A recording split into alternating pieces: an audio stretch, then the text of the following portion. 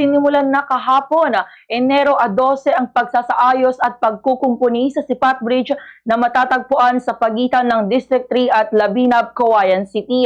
Dahil sa naturang proyekto, pansamantalang isinara ang tulay sa lahat ng uri ng sasakyan upang matiyak ang kaligtasan ng publiko habang isinasagawa ang konstruksyon.